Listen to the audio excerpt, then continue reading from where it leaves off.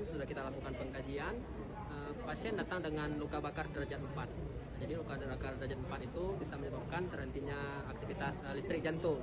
Sehingga ketika masuk dan kita lakukan pemeriksaan, kondisi korban sudah meninggal dunia. Jadi beberapa luka bagian dada ada luka robekan dan juga luka bakar di kaki, dan juga menyebabkan putus kaki sebelah kiri dan juga putus 4 jari tangan sebelah kiri, juga luka robek di daerah sekitaran siku kiri dan kanan.